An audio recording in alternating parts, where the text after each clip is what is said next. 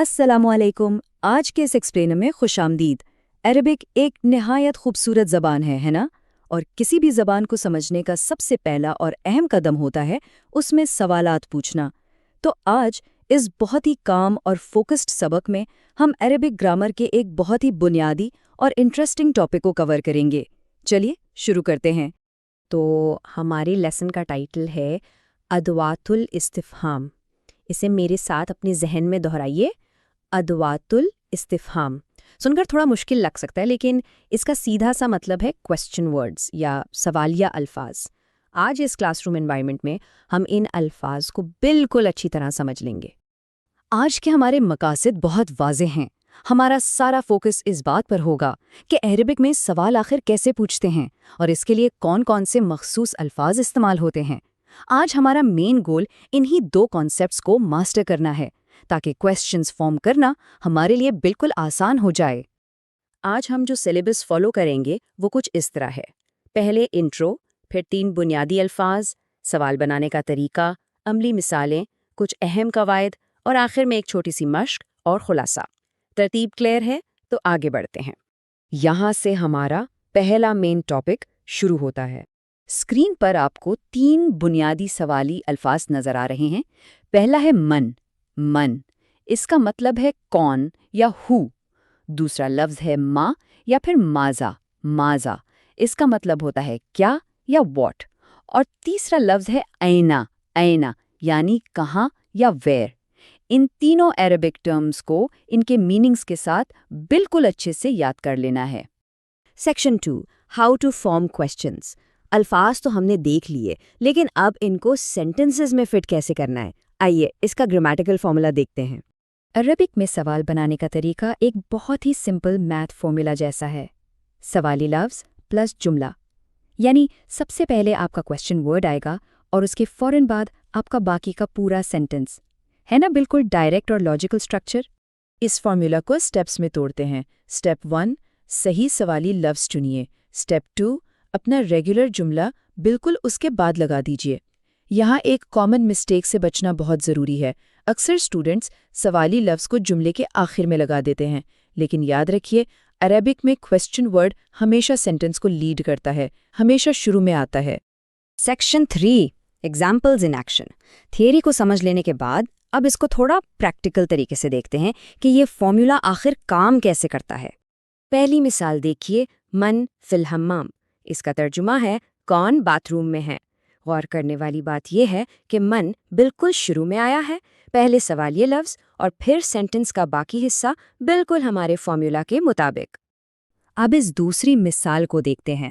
ماذا فی المکتب، یعنی میز پر کیا ہے۔ یہاں ہم نے ماذا استعمال کیا ہے، جو کہ اسپیسیفکلی چیزوں کے بارے میں سوال کرنے کے لیے ہوتا ہے۔ اسٹرکچر وہی سیم ہے، سمپل اور ایبسلیوٹلی سیدھا۔ تیسرا ورڈ تھا آئینہ۔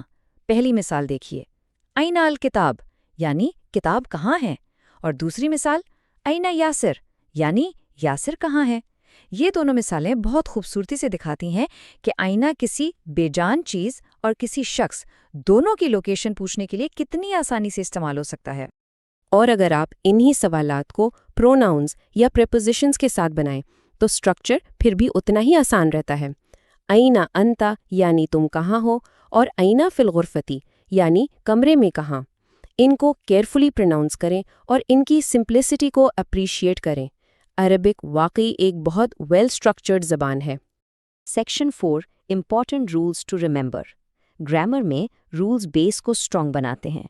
تو آئیے کچھ اہم رولز ڈسکس کرتے ہیں جنہیں ادوات الاستفہام کو ماسٹر کرنے کے لیے یاد رکھنا لازمی ہے۔ اس اہم بات پر غور کیجیے جسے ہم دا گولڈن رول بھی کہہ سکتے ہیں۔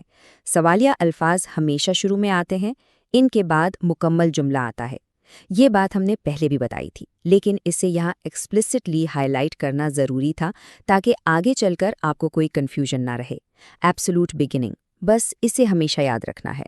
ایک اور بہت انٹرسٹنگ اور اہم نقطہ، کون سا لفظ کس کے لیے یوز ہوگا۔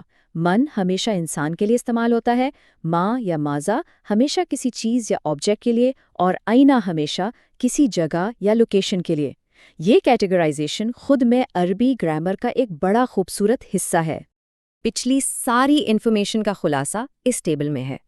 من، ہو انسان کے لیے، ما یا ماذا واٹ چیز کے لیے، آئینہ ویئر جگہ کے لیے۔ اس مینٹل پکچر کو اپنے دماغ میں بالکل سیو کر لیجئے، یہ آگے بہت کام آئے گی۔ Section 5 practice and summary. اچھی لرننگ کے بعد تھوڑی پریکٹس بہت ضروری ہوتی ہے، تو آئیے اپنے آخری سیکشن کی طرف چلتے ہیں جہاں ہم ایک چھوٹی سی مشق کریں گے۔ سامنے 3 سوالات ہیں، یہ ایک مشق ہے ترجمہ کرنے کی، ان کو آہستہ آہستہ پڑھیے۔ پہلا، آئینہ الکتاب، دوسرا، من فی الغرفتی، تیسرا، ماذا فی الحقیبتی۔ ان کا صحیح اردو یا انگلش ٹرانسلیشن اپنے ذہن میں لانے کی کوشش کریں۔ کیا ہم ان تینوں سوالات کو ان کے رولز کے مطابق ٹھیک سے ٹرانسلیٹ کر سکتے ہیں؟ تھوڑا سوچئے، جلدی نہیں کرنی۔ آئینہ، من، ماذا، اس طرح کا ٹھہراؤ کلاس روم میں ہماری لرننگ کو مزید ڈیپ کرتا ہے۔ ایک اور بہت یوزفل طریقہ نئے سینٹنسز بنانے کا یہ ہوتا ہے کہ اگر بلینک کے اینڈ میں کسی جگہ کا ذکر ہو تو ڈیفینیٹلی وہاں شروع میں آئینہ آئے گا۔ انسان ہو تو من اور چیز ہو تو ماذا۔ اس ٹرک سے خود سے عریبک جملے بنانا بہت آسان ہو جاتا ہے۔ اور آخر میں آج کے سبق کا خلاصہ۔ آج ہم نے ادوات الاستفہام یعنی سوالی الفاظ کو ڈیٹیل میں سیکھا۔ مجھے پوری امید ہے کہ من، ما، ماذا اور آئینہ کا ٹھیک استعمال اور ان کا سٹرکچر اب آپ کو کلیئر ہو چکا ہوگا۔ آئندہ جب بھی کسی عربک ٹیکسٹ میں یہ الفاظ آپ کے سامنے آئیں گے، آپ انہیں فوراً پہچان لیں گے۔ اب ذرا سوچئے، آج سیکھے گئے ان الفاظ کو استعمال کرتے ہوئے آپ کا پہلا عربک سوال کیا ہوگا؟ اسی مزیدار سوچ کے ساتھ آج کا یہ ایکسپلینر یہیں ختم کرتے ہیں۔ سیکھتے رہیے اور ہمیشہ آگے بڑھتے رہیے۔ خدا حافظ۔ 30 دن کے اس خوبصورت سفر میں ہمارے ساتھ جڑے رہیے اور پوری کوشش کیجیے کہ ایک بھی دن مس نہ ہو۔